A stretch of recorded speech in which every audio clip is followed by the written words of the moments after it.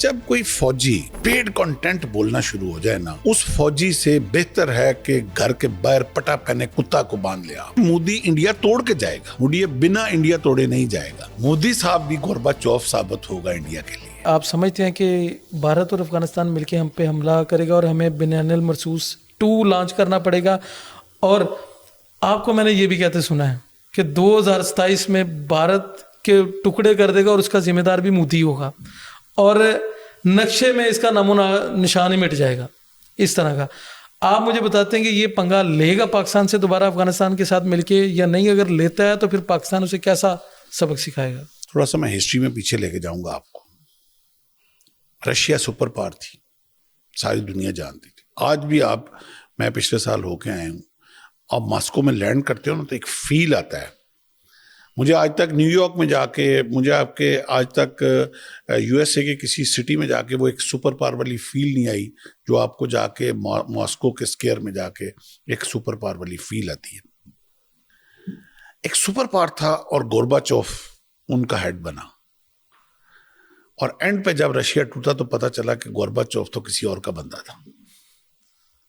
مودی صاحب بھی گورباچوف ثابت ہوگا انڈیا کے لیے, اور اینڈ پہ آپ کو پتا چلے گا مودی ہمارا ہی بندہ ہے. آپ یہ ٹینشن نہ لیں, مودی انڈیا توڑ کے جائے گا. مودی بنا انڈیا توڑے نہیں جائے گا. مودی اپنا بندہ ہے. اور یہ میں آپ کو اتفاق کی بات ہے, آج وہ بہت بڑے اس وقت ہمارے بہت بڑا نام ہے ہماری اسٹیبلشمنٹ میں, فوج میں, تو بہت اس وقت جونیئر رینک میں تھے. تو میں ایک دفعہ ان کے ہیڈ آفس میں ان کے بیٹھا ہوا تھا GHQ میں, تو کوئی اسی انڈیا کے الیکشن کے اوپر بات ہو رہی تھی. تو انہوں نے, میں نے کہا آپ کس کو جنرلی پاکستان کا کیا فیور میں ہوتا ہے کہ کون سی پارٹی انڈیا میں؟ انہوں نے کہا جنرلی کانگریس جو ہے ایک لبرل پارٹی ہے, اور جب کانگریس ان پار آتی ہے تو بارڈر کے اوپر تھوڑا سیز فائر رہتا ہے, ٹریڈ بڑھتا ہے, پبلک کو ایک بزنس کرنے کا موقع ملتا ہے, دونوں طرف کی پبلک جو ہیں وہ ایٹ پیس ہوتی ہیں, ایکسٹریمزم کم ہو جاتی ہے, لوگ ریلیکس کرتے ہیں انڈیا کے بھی پاکستان کے بھی, جو کہ ایک جنرل سب جانتے ہیں. تو ہماری خواہش ہوگی کہ کانگریس جیتے. اس وقت مودی صاحب نے پہلا الیکشن لڑ رہے تھے پرائم منسٹر کا. میں نے کہا نہیں سر, یہ اپروچ ٹھیک نہیں ہے. ہماری دعا اور کوشش ہونی چاہیے کہ مودی جیتے. انہوں نے کہا وہ کیوں؟ یہ بالکل آؤٹ آف باکس تم نے بات کی ہے. میں نے کہا ایک ایکسٹریمسٹ ہارڈ لائنر ہے, بچر آف گجرات ہے, سوچے کہ جب یہ بندہ وزیر اعظم بنے گا تو انڈیا کا کیا حال کرے گا. یہ اتنی بڑی سیپریٹ کر دے گا سوسائٹی کو کہ سکھ علیحدہ کر لائیں گے, مسلمان علیحدہ کر لائیں گے, اور ہندو علیحدہ کر لائیں گے, اور یہ بیڑا غرق کر دے گا. اور یہ کرپشن اس معاشرے میں اتنی لے آئے گا کہ فائنلی انڈیا ٹوٹے ہو جائے گا 10-12 سال کے اندر. اب وہ میرے 12 سال جو ہیں 27 میں پورے ہو رہے ہیں. تو آپ دنیا دیکھ رہی ہے کہ اس وقت جو 6-7 اسٹیٹ اسام والی ہیں جو چکن نیک کے بعد والی ہیں, وہ کہاں جا چکی ہوئی ہیں. اس وقت جو بنگلہ دیش ان کا لے پالک تھا, بنگلہ دیش کے اندر اس وقت کیا حالات ہو چکے ہوئے ہیں. نیپال جو ان کی گھڑے کی مچھلی تھی, اس وقت نیپال کی فوج ان کے ساتھ ڈیلی آنکھیں دکھا کے فائرنگ کر رہی ہے.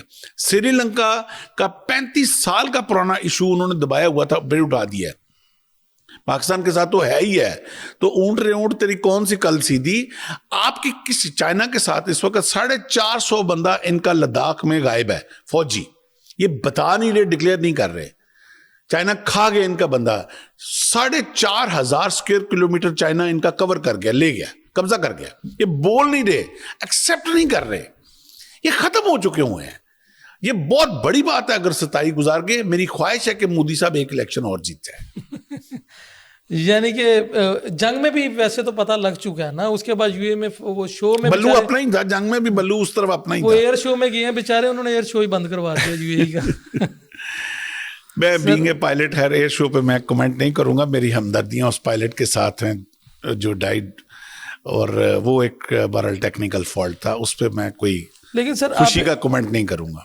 افغانستان کے ساتھ 100 ڈیز سے ابو ہو گئی ہے جو کشیدگی ہماری چل رہی ہے, اس میں بارڈر بند ہیں اور اس میں کسانوں کو بڑا نقصان ہو رہا ہے افغانستان کے اس سائڈ پہ بھی اور اس سائڈ پہ بھی. مسئلہ یہ ہے کہ آپ نے تب بات کی تھی موساد کے جنٹ والی, جہاں طالبان کے رجیم, طالبان اپنے آپ کو مسلمان کہتے ہیں, اور ایک مسلمان پیسوں کی خاطر اپنا ایمان نہیں بیچ سکتا. اور جو ابھی ریویل ہوا ہے, جو آپ نے آگے سٹوری بتائی ہے, کیا انہوں نے اپنا ایمان بھی بیچ دیا ہے؟ سب سے پہلے تو اللہ ताला से ये दुआ करूंगा कि जो कोई भी इंक्लूडिंग अस, जो कोई भी इस वक्त हदायत से भटका हुआ है, अल्लाह पाक उसको हदायत दे। मैं किसी के ईमान का ठेकेदार नहीं हूं, ना मैं जज कर सकता हूं, लेकिन कुछ चीजें होती हैं जो सिम्टम्स होती हैं। फॉर एग्जाम्पल कि तालिबान के जो ओरिजिनेटर थे, बनाने वाले थे, उनको जो बाबाए तालिबान है मुल्ला उमर, ये वो लोग थे जिन्होंने बामियान जैसे बुत गिराए। ये बुत शिकन मशहूर थे। और अब जबकि मैं देखता हूं कि इंडिया का फॉरेन मिनिस्टर, अफगानिस्तान का फॉरेन मिनिस्टर इंडिया में जाता है और जयशंकर के साथ बामियान के बुत के आगे बैठ के तस्वीर खिंचवाता है, तो वो तालिबान फिर कौन थे जो बुत शिकन थे? ये तालिबान कौन है जो बुत परस्तों के दोस्त बन रहे हैं? वो ठीक थे या ये ठीक है? मैं ये सवाल आपके देखने और सुनने वालों पे छोड़ दूं। ठीक है सर, अभी आपको पता है जो चीज़ें चल रही हैं, सबसे बड़ा सवाल है ये मैं आपसे इसलिए पूछ रहा हूँ कि हर पाकिस्तानी ये पूछना चाहता है। और ज़ाहिर बात है कि आप टीवी पे आते हैं, आप मुल्क के लिए बोलते हैं, और एक तो फर्स्ट मैं मेजर गौरव पे भी लूँगा कि उसके बाद ये वाला सवाल करूँगा जो मैं पूछ रहा हूँ। जो मेजर गौरव कहता है, जिस तरह उसने जंग में अपने मुल्क को जिता दिया था ऑनलाइन, मेजर गौरव के लिए भी आपको कोई अल्फाज, कोई मैसेज या कोई भी चीज़ दें हमारे तवस्सुत से, RNN से? यार मुझे तो उस बंदे की एक ज़हनी कैफियत पे तरस आता है। वो एक पेड बंदा है। मैं शुरू में इसको बड़ा मेजर गौरवारिया को मैं बड़ा रिस्पेक्ट से मैं सुनता होता था, लेकिन जब मुझे ये पता चलना शुरू हो गया कि ये पेड कंटेंट बोलता है, जब कोई फौजी पेड कंटेंट बोलना शुरू हो जाए ना, तो वो उस फौजी से बेहतर है कि घर के बाहर पटा पहने कुत्ता को बांध लिया। फौज में सिखाई फैसल साहब एक ही चीज जाती है कि self respect and speak truth. दिल से बोलो या ना बोलो या चुप हो जाओ। अब जब गौरव आर्या जैसा शख्स जिसने लाहौर में जो है वो बहरा हिंद ले आया था और विक्रांत को मॉडल टाउन तक ले आया था जंग में, और उसके बाद जो कह रहा था कि आसिम मुनीर एक दफा तू आ, अच्छा जब आए तो फिर माफिया मांगने शुरू हो गए। अभी तो आए भी नहीं पूरे हम तो अभी सीधे सीधे हुए थे। 50 जहाज फैसल साहब हमने लॉक किए थे इनके उस दिन, लेकिन हमारे साथ छोड़ दिए। 43 माओं के बच्चे थे, गलती से आ गए थे और कह दिया कि आइंदा ना आना। वो नहीं आए, उसके बाद वो उठे नहीं। इंडियन एयरफोर्स ने एक जहाज ने टेक ऑफ नहीं किया उसके बाद। दे रिफ्यूज्ड। उनको पता लग गया था कौन है आगे। तो ये मेजर गौरव आर्या बेचारा डुगडुगी बजाता रहता है, इसको वो पैसे देते रहते हैं, डुगडुगी बजाता रहता है। अब ना उसकी इंडिया में कोई सुनता है ना उसकी कोई इधर सुनता है। ये कमाओ बटालियन का है, मैं जानता हूं इसको, बहुत पुराना कोर्ट मार्शल हुआ है। ये खुद इंडियन आर्मी से कोर्ट मार्शल हुआ है। अब भाई तेरी फौज इतनी अच्छी थी तो तू कोर्ट मार्शल क्यों हो गया? मैं सर इसलिए पूछा है कि इस बंदे की वजह से हमारा RNN TV जो है ना इंडिया में बैन है, और हमारा चैनल तब नया बना था, 30-35 हज़ार सब्सक्राइबर थे। जस्ट हम जंग कवर कर रहे थे, उधर से वो जंग कवर कर रहा था और उसको हमने टास्क दिया और उसने हमें रिस्पॉन्ड किया और उसके बाद उसने हमें चैनल ब्लॉक लिस्ट में डलवा दिया। हम इंडिया में तब से बैन अभी तक।